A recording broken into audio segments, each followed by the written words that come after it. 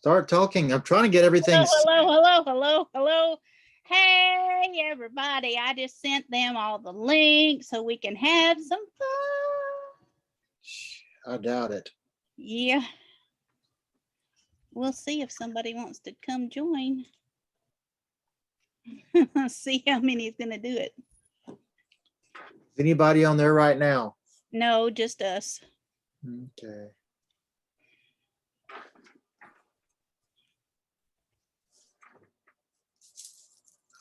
Just us for now. I'll let So you. how does it look for the background? Do you see any messies or? No, I just see your monsters in your DVDs, and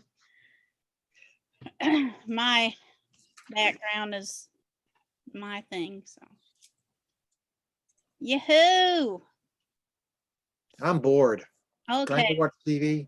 Well, we are recording, so I can extend it and do another one and tell everybody. But hello, guys. Christopher wanted to record this thing, so we're going to edit and record and do this later. I'm Cherri Valentine. Today's my birthday, and this is my birthday party. Hopefully, some people will hop in here and have a birthday party with me. Everybody, this is Christopher Crossland. How are you, Mr. Christopher Crossland? I'm pretty good. I'm here in Crossland Studios. Oh, great. Oh, he is, if you can see behind him, he is an audio file and a video file. He has movies everywhere. So tell us a little bit about your extensive library there. I collect radio plays from the olden days. Well, when our grandparents was living. So I collect those records, thousands of records from Disney to rock and roll. Some are even autographed. I've got special promos that are super rare. DVDs from all kinds of I love TV shows, old stuff, new stuff, superheroes. So I got it. A little bit of everything. And in the front part of the studio is my theater. Ah, and he has a very big theater. What size is the TV that you have? 75-inch with surround sound. So it's an awesome, and the whole room is like a theater, right? Right. It's longer than it is wider, like a theater room. All right. Well, let's see, Mr. Crossland. Why don't you ask the birthday girl here some questions? So since I've known you a while, when did you first thought you liked entertainment? First thought, well, I was in college and I've always liked music. I think I was telling a previous friend of mine that I lived out in the country, but Fame Ranch, which is the Fame recording studios in Muscle Shoals, the owner of that lived down the street or up the street from me. So when I would go out and listen to my music, because music's always been a part of me, I would hear him have parties with all, and they would play music. So I could hear the music coming down the mountain. So music has always been in my soul. So when I went to college, I first wanted to be and something with, animation, or because I liked art as well.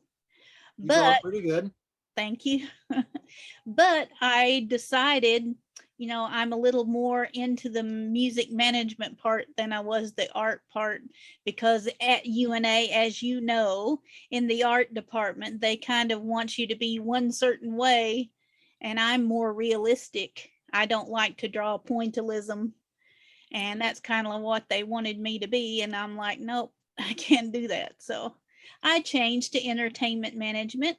And when I was in my senior year, guys, I was getting Christopher here to help me, and I was getting him to ask me questions, and then I would answer them, and sometimes I would ask him and he would answer them.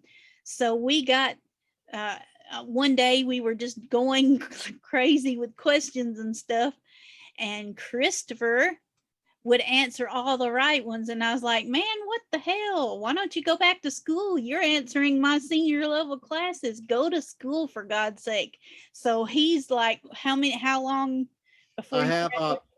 my senior class. And that's the class you was taking. And then I have an internship in a recording studio and 3 classes for theater. And that will give me my minor. I've never really wanted to be like the big star. And everyone says, that's crazy. You want to be the big star. Character actor's fine because I want to do more than just acting. I want to do voiceovers. So, and that was the main thing at UNA I wanted to do was voiceovers. And music has always been a part of my life. As a little kid, I would get to go to Sun Records and see them play because my dad and Sam Phillips was best friends. So that, and then he kept discouraging me all my life, do not get into music because we knew so many rock and roll stars and people that got into it and a lot of bad things happen. But a lot of people get into it and they never get in trouble. They behave themselves. And I So know, that kind of got me back into it. You talked me into going and I changed my major.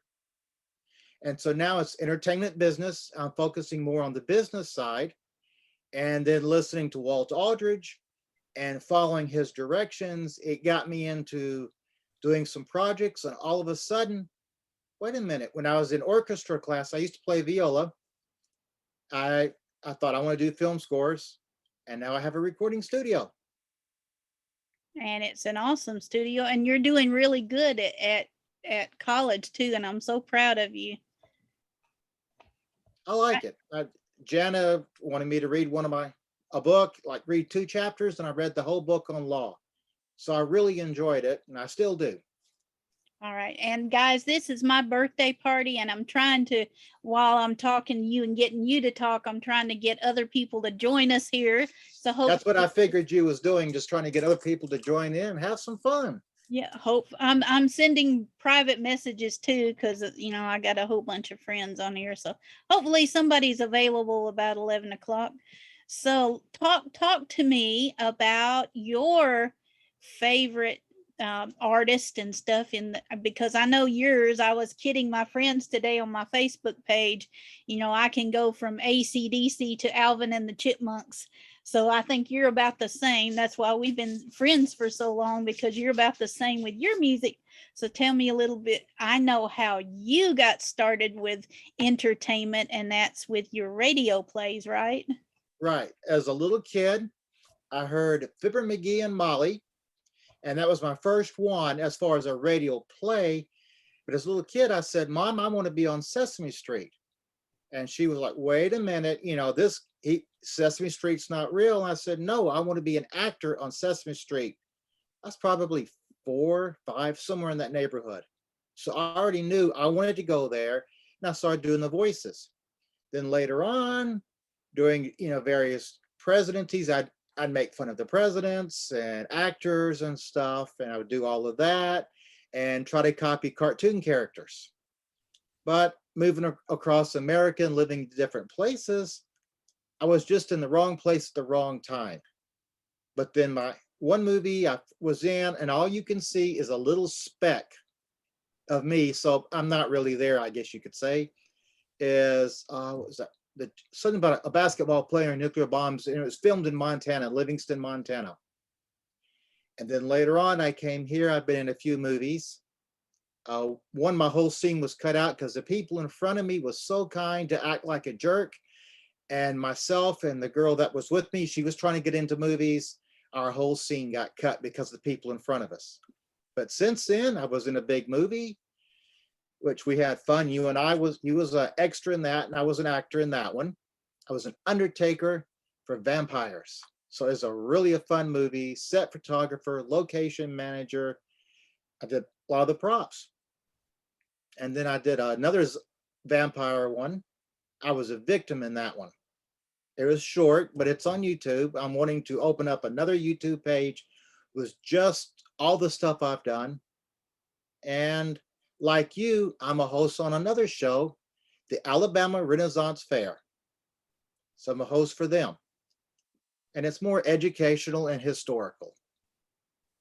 Yes, and we're like a big part of the Renaissance Fair. I was queen for 1 year, and Christopher was the king. I invited him to be my king on that thing. So we get to like celebrate for a whole year. We get to represent the city and the whole fair. Mhm. So that was a fun thing. Tell them what we did. We were the first to help the community and go out and ring the bell for the Salvation Army for We them. And did that just to give back. Let's see, we go to elderly folks' homes for the ones that just can't get out, and we go see them at Christmas time. And your parade that you organized, now we're in a parade every year, but that time you organized all the people to show up, and they had said you had the most people ever in the Renaissance Fair parade because you had got so many people together to want to come out and have fun that Christmas. right, I said I can use those skills that I learned in college and everything for all my social media marketing and all the stuff. So I just got on, did a few phone calls, and we had the biggest one ever. And I don't think it's ever been that big as it was before. So that was an awesome one.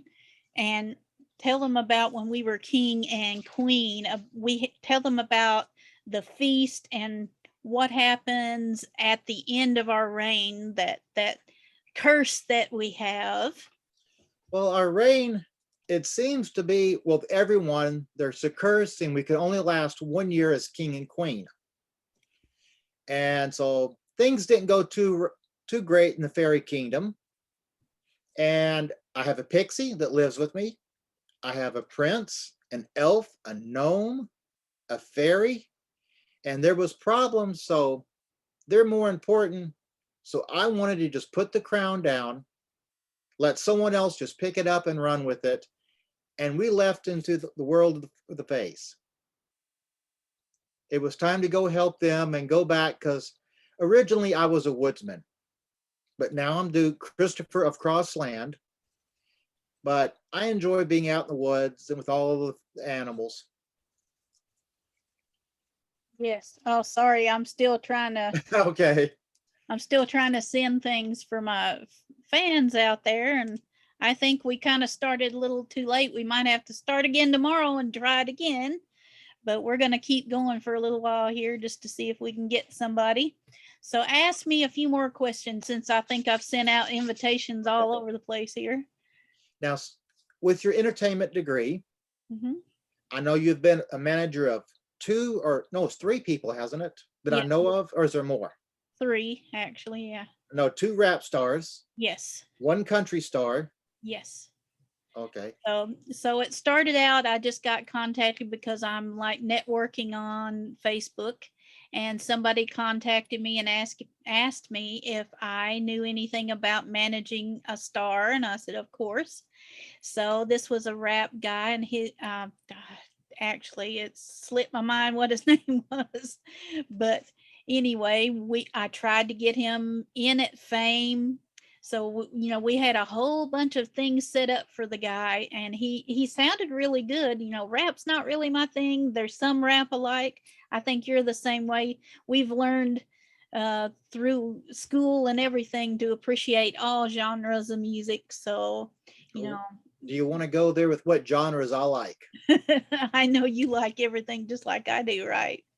I've gotten into more country after a lot of my friends at UNA are country singers, and two of them I can think of are just incredible guys. They were really good, and one of them we wrote some songs together, and he helped me learn more about it. So, like you're starting to listen to some. For rap, it's just a Deadpool rap I do like. There's a few of those songs. Some of those from the Deadpool movies, I really like those. I like And the that one. original rap people, Right. Grandmaster Flash, Furious Five, Houdini, all those guys. I do like Fat Boys, Run DMC. They was fun to hear. So And I what like about the salt. second guy? I like I was going to tell you I like salt and pepper, and I know you don't like those, but I No, like doing I like doing the rap to Shoop and everything. All right. that's not my jam. Well, the first guy, I tried to get him to do more than one song, and he kind of just kind of fizzed out and only wanted to be a superstar for that one song. So I was like, But I thought he did good. he did, but he's just kind of nah. So I was like, I can't really promote you. I can't like put you in, going out somewhere and doing a concert with only one song there.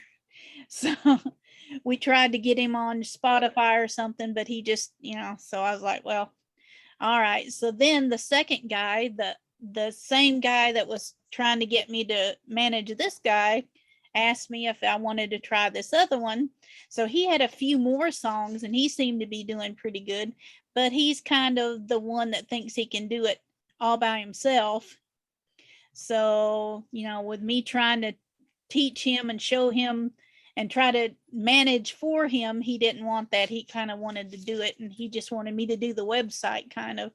So I was like, well, that's not going to work. Now the third one, she was good. I was talking to her boyfriend, which was kind of in a way her manager too. So he wanted me to manage her and I was like, well, let's do this because she was really good. I think you heard some of her music. Yes, I liked her. Sousa, I can't remember what her last name was again. Right. She was really good. So then everything started with that. And then guess what? COVID hit. So I couldn't promote her. I couldn't go out. We couldn't do anything. So that kind of fizzed that one out because guess what? we all got shut in for a year. So that's my extent of music manager. Now I'm actually managing two more. Country artist Dennis Hallman, and we're trying to promote his traveling CD, and then Ricky Mitchell, and he is a great guy. I wish he would get on here right now because I've let you listen to some of his music, and it's I like that. I could really hear, because I love soundtracks and film scores, and there's a difference. I could really hear the song that I heard that you played in a movie. I mean, I can just see it, and going through with all my movie stuff that I know about and how it works, I could see that being placed in a movie. I really could. right. And I am talking to the lady that's producing or I think she's producing or casting for One Tree Hill, the new One Tree Hill that's coming out. And I'm going to try to talk to her and see if she can use some of his music because I think it would work really well with that. So we're trying to do that. So let's see, what did you do during COVID? What happened when we were all shut down? Tried to sell stuff, earn money to get a studio going, buying the stuff for the studio. I need a better mic. I just have the computer mic right now, but I'm looking at one that's designed for voiceovers, and I do some singing. So I want to get a special kind that can do both and not have to have, starting out, several mics. I can't do that right now. So working on that, and watch movies, TV, and go through stuff. That was about it. I mean, I know. did not go to school. I know it was sorry, didn't mean to interrupt you, but I know it was really tough on us because, we're trying, I was teaching at the time. So I had some students, and one of my students, his father was a doctor. So he was telling us all about what we need to be doing and to stay away from everyone. So he said, I'm telling you, it's serious. So we were sitting there going, we can't go out. We had people deliver our groceries at that time because we're like, we're definitely not getting out in this because he told us to. So that was kind of a little weird, I'm not going to say how old we are, even though it's my birthday there, but we're old. So old in the body, not in the mind, right, Christopher? I'm not that old. Well, my agent said once you hit 25, life changes. And when you're 30, you wished you wouldn't have told how old you are at 25. So at 25, stop it. You're done. Just don't never mention your age again, because it's in entertainment. It's how you look, because it is all about the looks, and in your mindset. So if you can go and do stuff and take off, that's how old you are. Right. And however you look on camera for that role, that's how old you are. And you can tell by Christopher and by me, neither one of us really look our age. So there's some fans out there, some friends that know exactly how old we are and can't really believe that. So I mean, I watch cartoons. I do the voices. I love the old Disney stuff, the modern Disney stuff. I mean, I'm a kid at heart and always will be. So I mean, on my playlist, I have the original two records of the Brady Bunch. So they're on my playlist with the Deadpool rap and all kinds of Shaggy songs and various others that if my mother, well, when she was living and she knew of some of them, she said, I'm disappointed in you for listening to that. It's the wrong kind of words are being used. I think one time I was borrowing your USB for music, and I think that's when I had my van, and I was driving somewhere, and I heard AC/DC Highway to Hell, and then the very next song, I do believe it was let me think of the Brady Bunch one. Mm-hmm. And I I was listen, like the hippie music. I've got tons of that, the 70s. So I so mean, I, it goes from everywhere to the 80s, the 90s. so I was like, yeah, only we would understand going from Highway to Hell to Brady Bunch. So And a lot of my music is European. So I listen to a lot of bands that most people I know here in the States, they've never even heard of them. And you've like, who is that? And I said, well, it's people I heard, when I was surrounded by I was the only one speaking English and they're all speaking, from Yugoslavia. And I listened to, and they were singing in English. It's McNeil and Mouth. And no one knew who they were around here. And you've heard a few of their songs. hey, tell me what they were, because right now I don't remember. He kind of looks like Meatloaf in a way, and she was real skinny. And Helloa, and I can't think of right now, I'm on the spot, several of their other songs. But they're, I think, Norwegian or Sweden, somewhere through there. And so I've shown you a few of their videos a long time ago, but English is their second language. So Cool. I've listened to all kinds of European groups and got you to listen to them.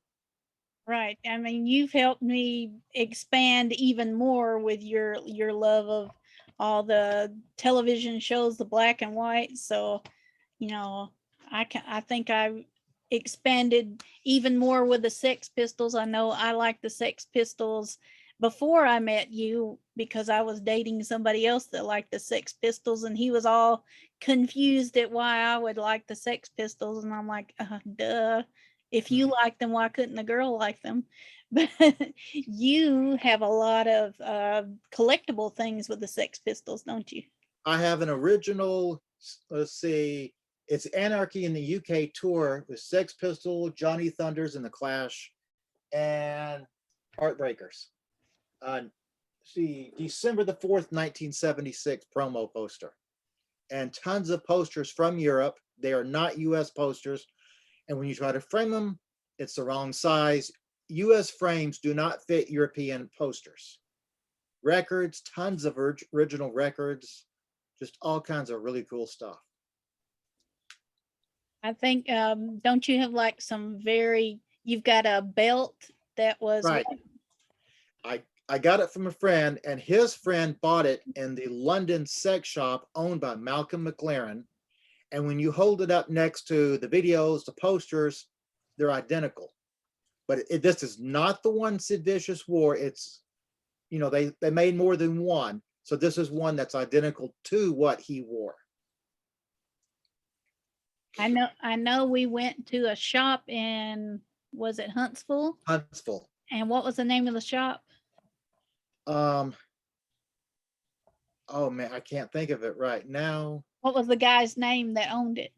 I haven't thought of him in a long time, and since the mall was torn down, he left. And right now I can't, but he was like a hippie dude. He's from India. So when I first met him and I became really good friends, and he special ordered a necklace for you that was pretty close to what Nancy wore. Yes. And I still have it somewhere. It's packed up somewhere. I wish I could find it because that was my favorite. I know a friend of mine said he hates Nancy, but I said, but I still like the necklace, even though she was a bit of a jerk to the Sex Pistols and everything. And Well, I've seen all kinds of read and watched documentaries about them.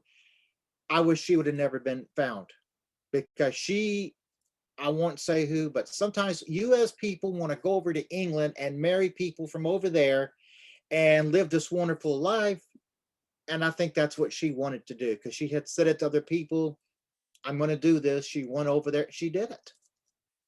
And everything I know about Sid Vicious, just, I think she messed up. I really do. I think she messed it up. She caused problems with the bandmates, and not too fond of her, but she is part of the history, like Yoko Ono. I mean, she did what I think she shouldn't have done, and but that's my opinion. And I'm probably wrong.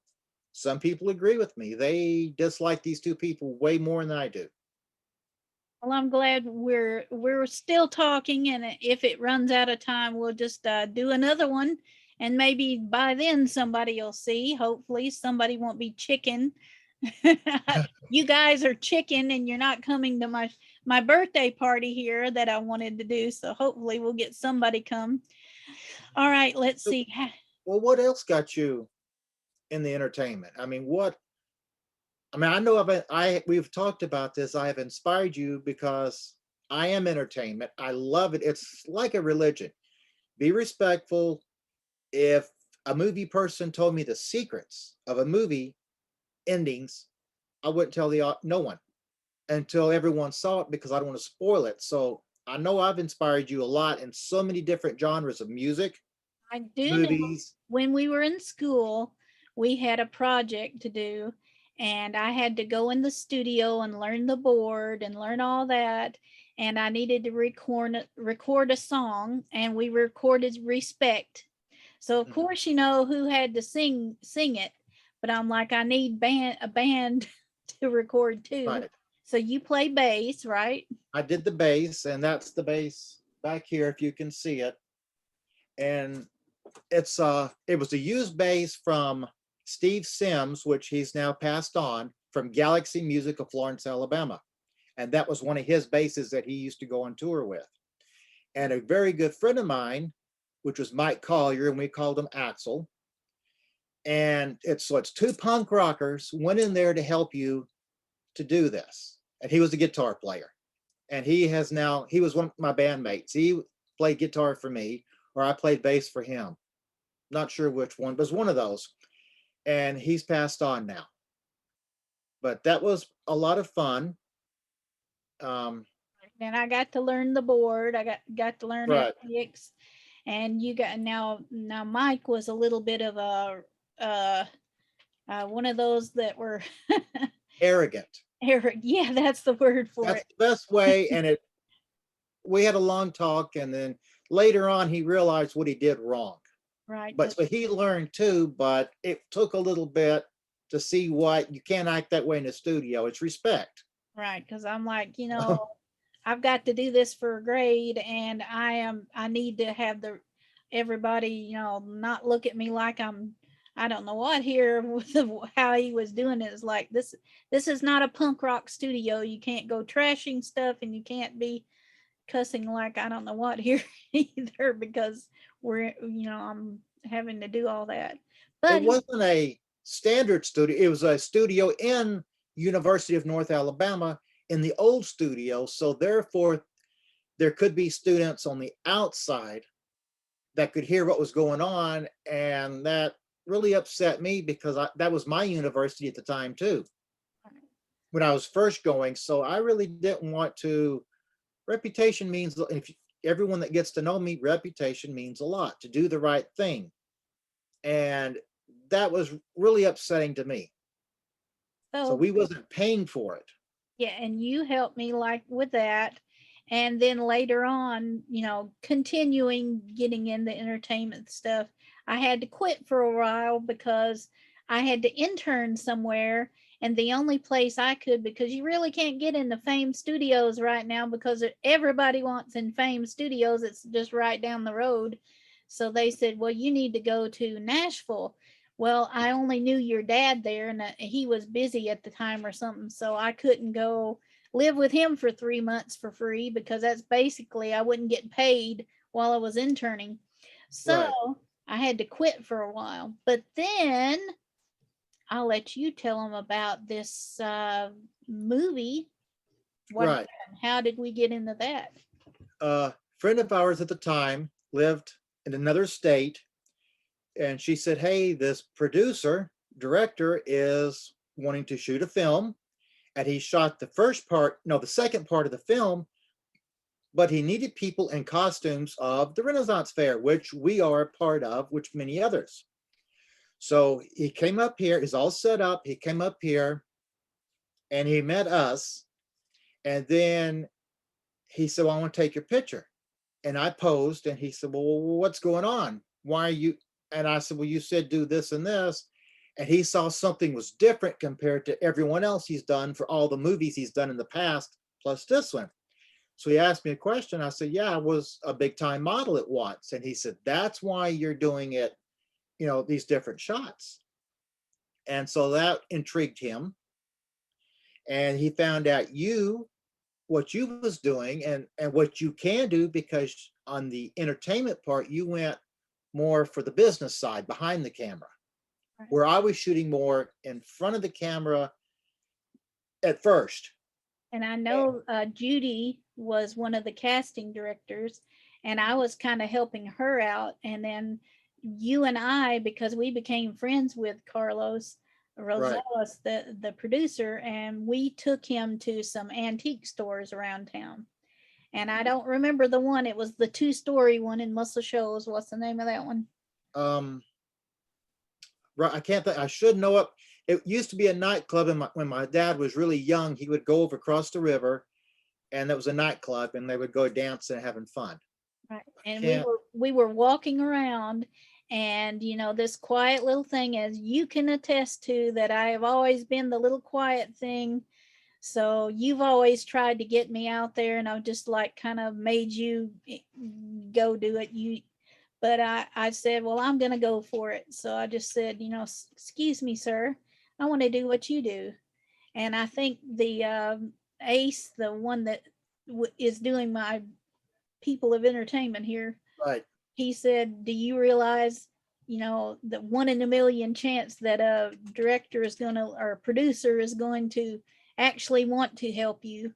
So he, Exactly. And that's true, because I've known a lot of people in the industry.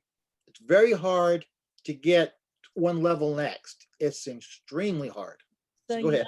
so he was like, hey, she's kind of shy, but she's sticking her neck out there, I guess. Mhm. And he said, I like you. Okay, let's do this. So he started teaching me every aspect he could of the entertainment, and we even did location manage. You were location director on the movie, Manager. manager. So Right. we both, tried to find places for him to use.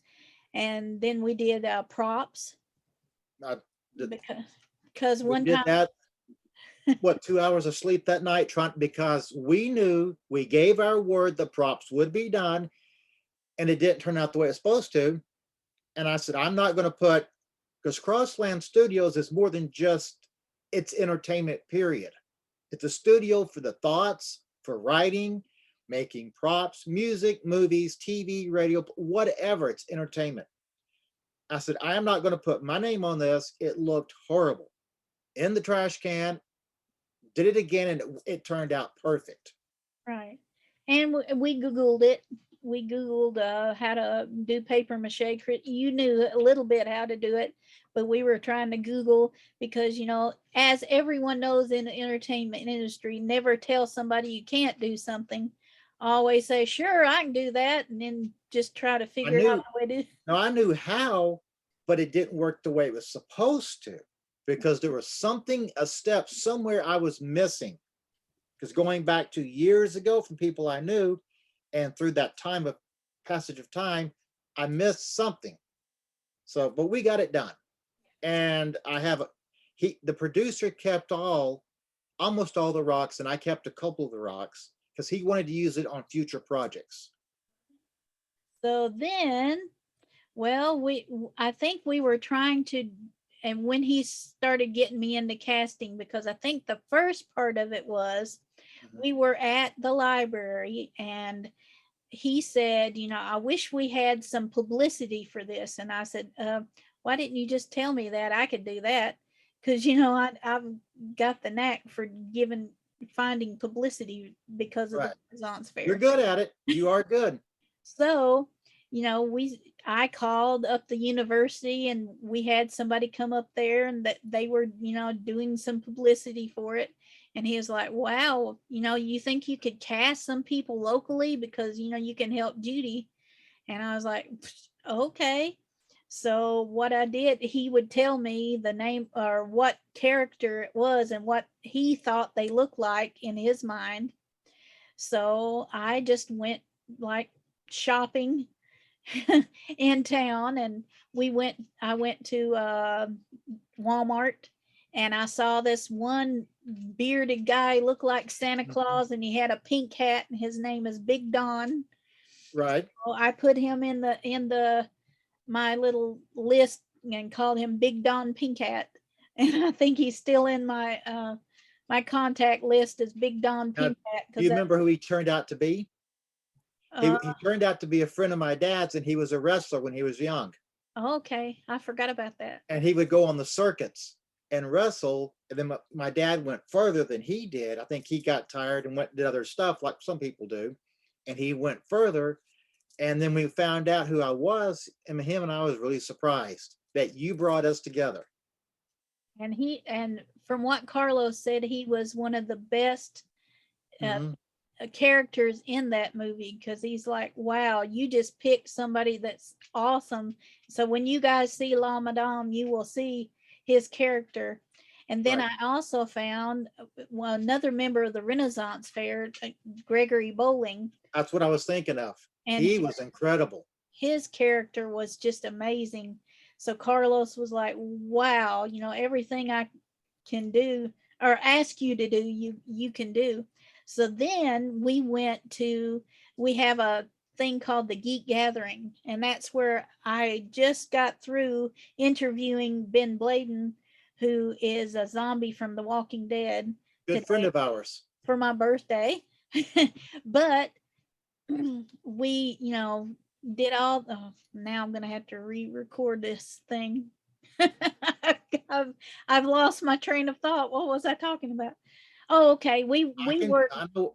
And Carlos told you he was going up there to give the speech, and he turned around. You tell him, and he just stepped back That was and forced you to do it on your own. and that was the first part. He was trying to get me out of my shell, and I thought he was going to tell everybody that runs the Geek Gathering what the movie was about. But no, he just handed me the paper and said, "You know more about it than I do, pretty much." And I was like, He wanted me to help you, and I said no because I knew what Carlos was doing. I saw it instantly. I said, nope, it's you because I can do it. And I'm thinking to myself, damn the both of you, shit. So I'm like, oh God. But that did help me because I'm sitting there, I swallowed my pride, swallowed whatever it was that lump in my throat, and I just went for it.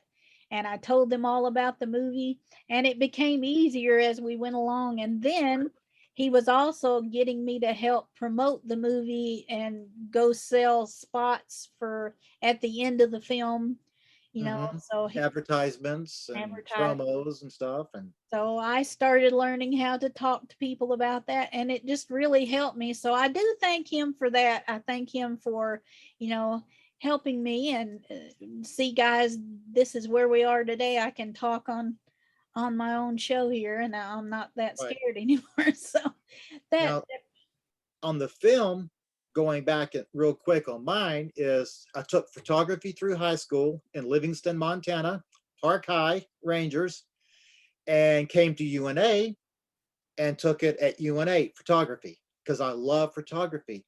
And I was thinking nature photographer. That was my walking downtown in Florence, and I saw Sally Castle. Went in, was talking to her. And the next thing I know, can I help you and learn? And I worked for her for several years. her and Guy Phelps.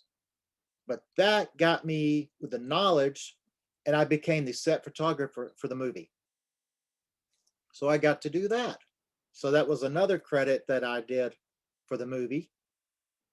So we've had a lot of fun with that movie. But tell them about when we went to what was the name of the mansion down there that they filmed some of the movie in? What was the name of that one? Um, I know it's a historical place, not Bell. I think of several other places I've been to. Waverly Mansion. Waverly, right.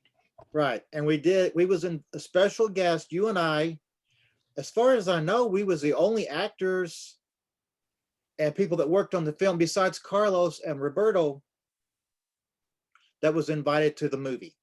I mean, yeah, to the big birthday party of Robert Snow. And it was I think we still have some pictures of that, do we? Right, I think so. And it was just an amazing. And you were so good at history and everything that I can't remember the little guy's name, but he was on there, and he was telling, walking us through the mansion. And he Right. started going, well, gee, Christopher, you know about as much about history as I do. So you two, I know. Yeah, there was some people that came in there, and he was busy with another group. And Carlos says, well, just give them the tour. And the tour guy said, give them the tour. You know it too. So I told them about the huge mirrors and the dancing, the swareways they was doing, and all the stuff. And so and if you don't think about it, then you kind of, I have to think about it. There's one of the presidents or something.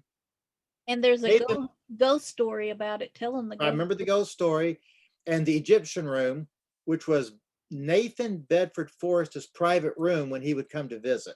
And he loved the Egyptian room. Right. And there was a little girl that died of yellow fever or something.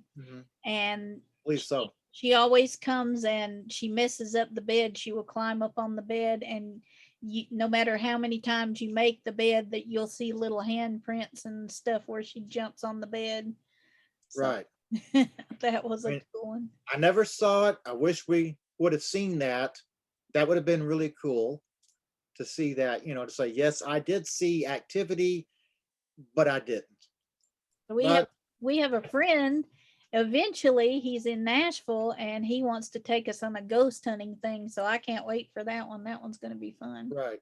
This virus has just messed up so many people I know that are entertainers and managers, and they're just working in fast food restaurants or doing whatever they can until things reopen. And, it's always turn on the news and it's bad news about the virus. This and that, shut down, shut down, shut down. As far as the ghost, I think you and I both are the type where we want to believe, but we also like science. So we're like, a lot of it we think might be, scientifically proven, but there are some things out there that cannot be. Well, right. Sure. Famous line, and because I'm a huge Doctor Who fan, I've seen every episode ever made in the movies. And I think it was Tom Baker who was talking about science will prove everything. It's not always the hocus pocus, or sometimes it's people putting on stuff to get attention or fakes. And so unfortunately, science is real, and from there we have to go on. So now tell us, because I know, since I don't have any of my friends on here that are they're wanting to come on here, and this was supposed to be my party, so you're in my party here. Bunch of jive turkeys. Yeah.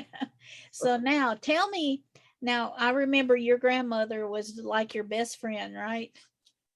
You loved her a lot, and you would talk for hours at a time to her. And when she passed away, she said she was going to show you that she was still with you. I remember that. Right. So tell them about the time you and I were just there talking. Yeah, it was 3 books, was on top of each other, stacked up. Because I used to sell on eBay, and so I've got this massive room. Everything was filled with stuff. And the 3 books, for whatever reasons, don't know why or how, they started moving on their own. And one, there's 3 stacked up, and one was turning it, and one was going left and one was going right. And I remember one of the books, and it's in my library right now, and one of them was Safe in Heaven. And it's just like, holy cow, that's just, And we saw it happening, and neither one of us were scared, or we just felt real calm. And we I saw it was, like, look at that. it was flat. It was on a milk, an old timey milk can. It was a metal with the lid. It was level. It was dry because, water will move stuff. I've seen you put the glass down, the water, will take it was dry. And it never happened before or after. It was just at one time. And scientifically, I can't prove how it happened, why it happened. Now, I think there was another thing that happened right after that you've forgotten, because we've lived together as roommates and stuff. So I have my own room, and one night I guess I was fussing with you about something. We fuss sometimes, and I was in bed and I was sleeping, and I think your grandma came and slapped me in the butt because I got up and I ran to you because I felt it, and I went and I said, did you just come in there and smack my ass? And you said no, and you looked on my butt, and there was a handprint on it. Remember that one?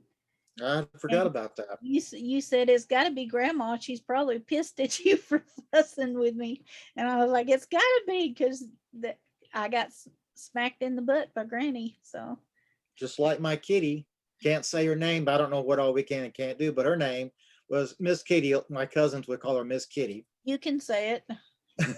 Shitty Kitty was her name. And if people would yell at me when she was living, I mean, she'd growl at you like a dog. She would get mad. And one time you yelled at me, she jumped and took a big chunk out of your arm. She bit you I think it was because you my head. yelled twice. She did it twice. And the second time was on your head. I mean, she just, any other animals would get, outside, she'd hear them and she'd go out and try to fight them and get away from this house. She was very, very protective over me. If I didn't feel good, she would walk up and tippy toe, reach up and pat me. Can I come and sit with you? And then she'd sit on the couch with me and just be real still and quiet just to cuddle me. So from then on, guys, if I ever got upset at Christopher and Shitty Kitty was in the house, I'd always go, let's go in the other room. Can't make the kitty mad. So because she would literally chase me. So Yeah, she chased Mike and another guitar player that would play for me. Same thing would happened. Mike got bit and Zeke was his name, and Zeke got bit too. So everyone realized, oh, there's my Barney Fife. here he is. Say hi, Barney. You can't see him hardly. Barney, there he is. Growl for me, little bud. He's growling. I would growl at him, and then now every time you pick him up, he wants to growl to show how tough he is. So let's see. We started with animals. We had one dog. I think you might have a picture somewhere. I don't know if you got it with you, but we had a little dog that was a Bichon Poo. Alfie the dragon dog. And why was he dragon dog? Well, we bought the costume, went to Big Lots, found a child's costume. No, before that, we were selling on eBay, and there was a Monsters Inc. outfit, remember? Right. And Blue wore that for one day. Blue just really wasn't, he was a blue Australian blue heeler, and he just wasn't too fond of hanging out with other people. He just liked to stay in the house because if there's weather outside, he'd want to come in, get on the couch and get under the AC or the heater. And he was a cattle dog. So he should be out there in the weather and doing, nope, not him. He was a big boob. That's what I call him, my big boob. And so he tried it, and then we put the outfit on Alfie. And Alfie loved it, and people liked it. And it was Scully from Monsters, Inc. And then the next year, that's when we found the little outfit. We sewed it up, got it, and he became the dragon dog. And the rest was history. And all the kids would love him. We had such a great time. Right. So he,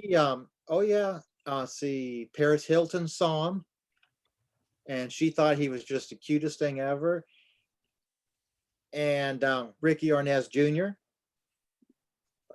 saw him. So a lot of celebrities saw Alfie, and he became he was a 25th anniversary mascot of the Renaissance Fair. So, and for ever since then, I've just been taking the dogs and dress them up like fairies, pixies, trolls, Right. whatever we got to do. Well, we started out with just, Baloo and Alfie, and then Alfie, we decided he needed a friend. So some lady contacted me about Mandy, and she's a Papillon Yorkie. She's a tiny little thing. So I Well, said, Christopher, Alfie needs a friend. And Christopher's you forgot, always been the one that says, hey, now we don't need any more. And I'm you always, forgot one, my birthday present, my oh, beautiful Lhasa Apso well, Chiana. I think Mandy came first, though. That's why I think she did. No, Chiana was first. Okay. We had Chiana first. Mandy wasn't there because Okay. Mandy came after. So Right Chiana, after. Christopher's birthday is on Valentine's Day. So I said, I'm going to get him a Lhasa Apso. And this one girl, she knew a rescue one and she was just going to give her to us. And I was like, well, that'd be great, So she was a little blondie. We went and got her. And she was I would think the lady would have given her a bath and fixed her up before she got rid of her. But when she handed her over to us, she was all covered in dirt and poo and knotted all everything. Right. But I saw behind that because it was my birthday present, and I saw a living, wonderful, beautiful little girl that I just knew it was going to be perfect. What, When, this one? well, there's another one with a funny little haircut. I always have them in here with me at my feet. This is Gracie. She's another Lhasa Apso, and she came after Chiana left us. But Chiana, she had never been taught how to Anything. anything. Anything. She would walk and poop because she lived in a cage her whole life. She was just a baby making machine. So that We're was just, I'm absolutely, when I was a kid growing up, what mom taught me and then going to Indian school and stuff. I mean, it's a living force. You only hurt animals if you're hungry. That's it. That's the only excuse. And then you ask for forgiveness. So how could you do that to a little dog?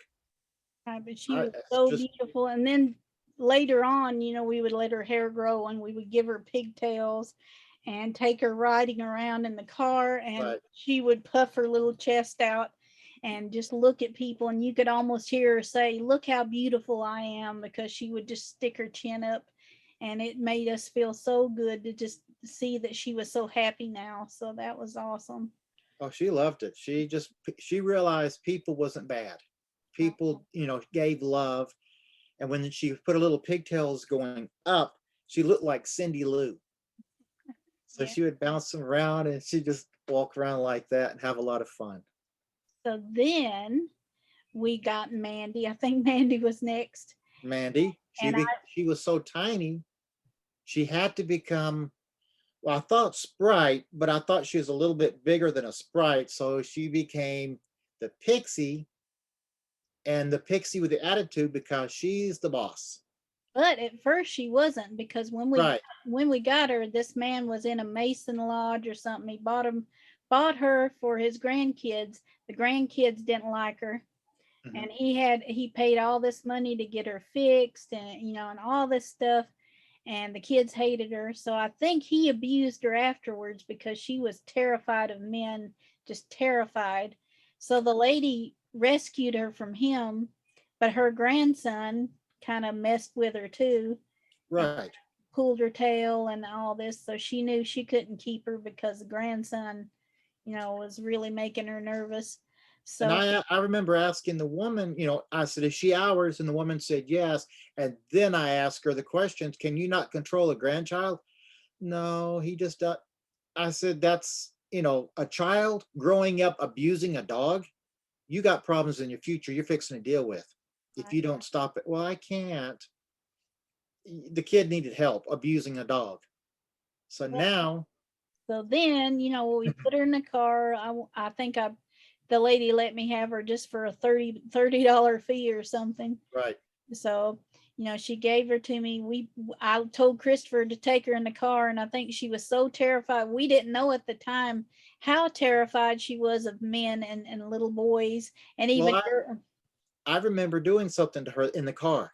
I okay. was playing, like look, and we just watched that some movie, and an older man looked at a little kid and went boogity boogity or something like that in a movie, and I forgot what movie it was. And so I was just trying to, play with the little girl, and I did that, and that just traumatized her. She just freaked out, I guess thinking I'm going to hit you, slap something horrible, and short hair at the time too. So I think all of that, and then she went outside, and it took me a little bit to get her in because I had to go in the back of the yard to get her to go in the house. Right, because I was at work. And Alfie, so she ran to Alfie to stay with Alfie, thinking this man's gonna hurt me, and then now she's right with me all the time.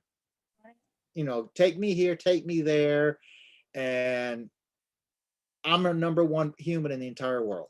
Because we kind of showed her that nobody's ever going to hurt her again. So to train her for the Renaissance Fair, because we knew we wanted to take her as well as Tiana and Alfie. We wanted to show her that she could get all this love from all these people at the Ren Fair. So we had a friend that bought us a baby stroller, so Mm-hmm. we would take her and the other two in the baby stroller and take her to something called First Fridays. It's a big to do with a whole bunch of people in the town, selling. Selling artistic items, music, crafts, whatever, the first Friday of every month in Florence, Alabama.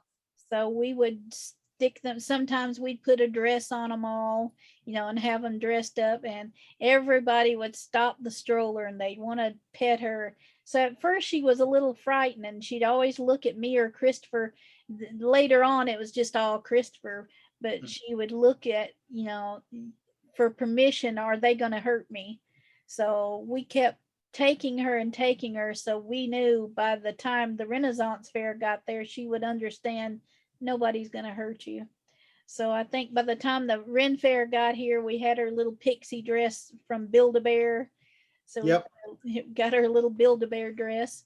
And I think her very first one, a friend of mine that worked with me, she made the wings for her, and she had a little pixie wings on the back of her dress.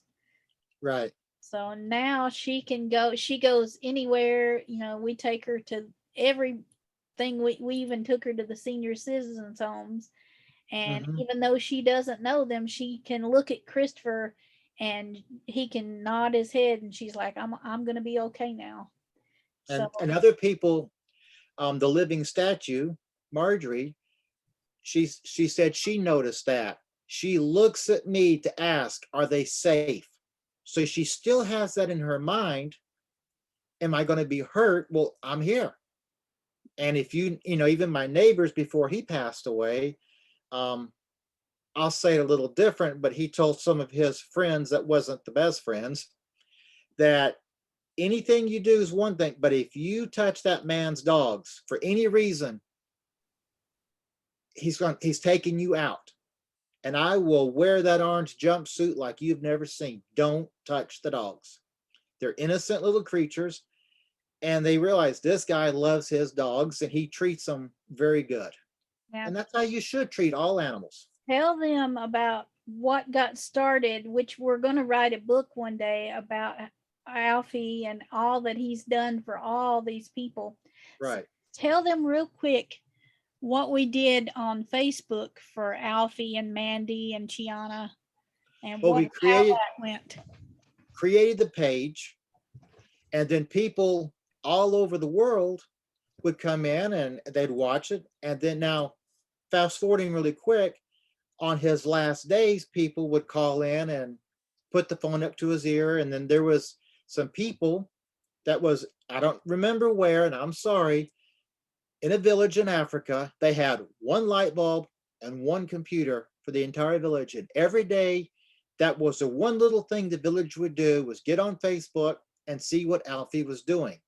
And I thought that was pretty cool that they loved Alfie so much.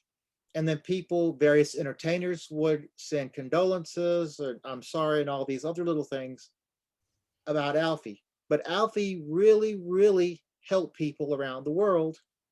And there was people who said, you know, I'm hurting so bad, and I'll never say who this person is, never.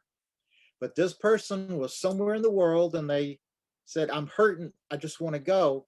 But Alfie, and it was several people like this, not just one or two, that kept watching Alfie, and it got them over this, and they're still with us today. Well, what So I it was was going to great. say is we started a Facebook page for Alfie, and Right. we're sitting here, and all of a sudden he started getting friend requests, and these people didn't want to talk to us. They wanted to talk to Alfie. So they wanted to see the typing in what would be considered a kid's language. Right. And And we're going to the pumpkin farm today because and we would do that. we kind of made it kid friendly so children would come on there too, because they called him the dragon dog at the fair. So all the children just fell in love with him. So we started like making all these friends, and we even made a friend with a lady, Linda Windsor, and I was invited her to come today, but she might not see it right now. But we invited her, and not invited her. We did request her to be a friend on there, and we found her, or did she Now, she find us? found us. She found Alfie first.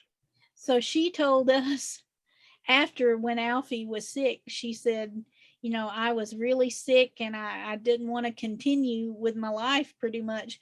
But she said Alfie kept me going.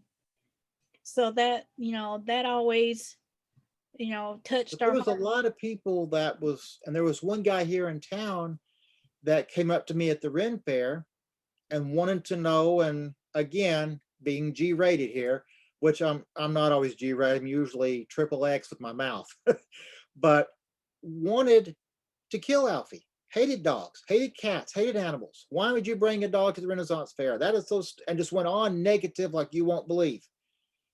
He watched Alfie for a while and came back and said, I'm sorry. Something happened. He felt different.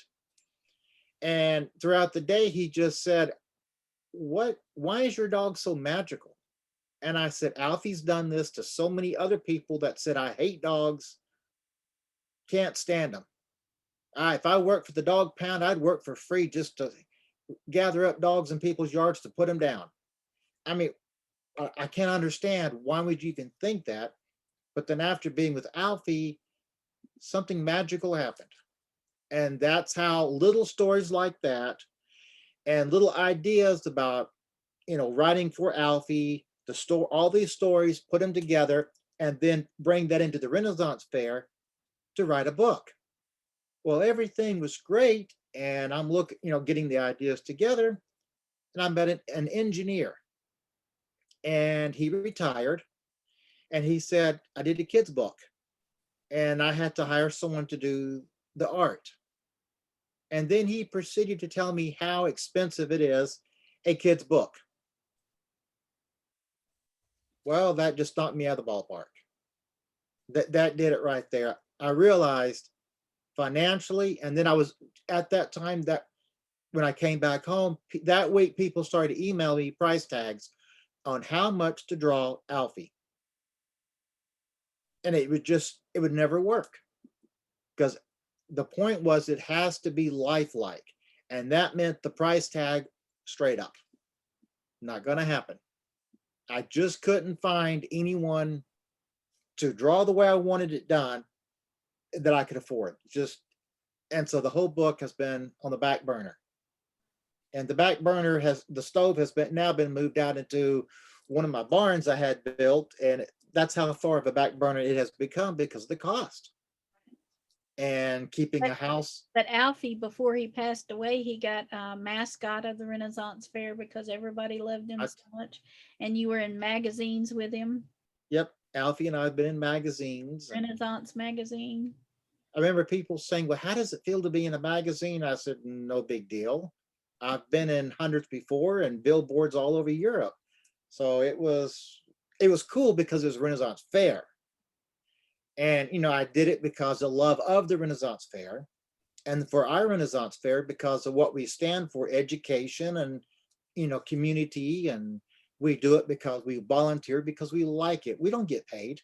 We And do it for the we're love of the fair. we're not doing it to pretend to be actors either. Although there are some actors that are in the Renaissance fair as well, we did it for the love, of history and teaching the I children. think for the actors that I know that do participate in our fair, like myself and several others that are there, which I know who they are, but don't want to say names, they're doing it because the same reason, for the love of the fair, for the community. We come together for the children and for the community, and it's all volunteer.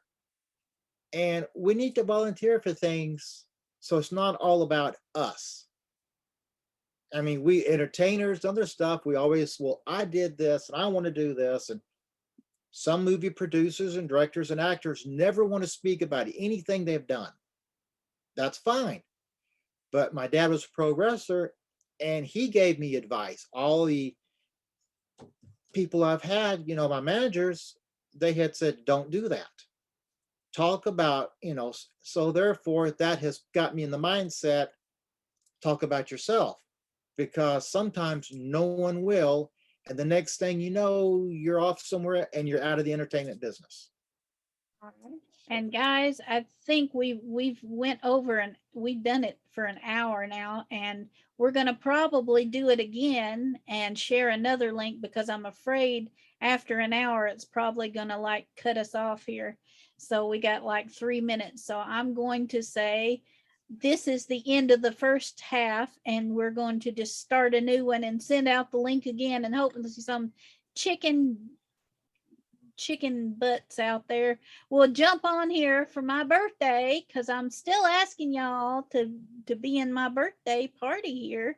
But we're having a good time just talking about old times and talking about things we do. So we're gonna, if it's okay with you, Christopher, can we do another one? How long? Because let's see here. It's January the 5th on a Wednesday. Do you know what came out tonight on a Wednesday? What TV show that I'm dying to watch? What? The Book of Boba Fett. Okay, well, And I'm going to eat my salmon fish watching the Book of Boba Fett. So is it going to be 30 minutes, an hour, or? something like that. We'll just say that.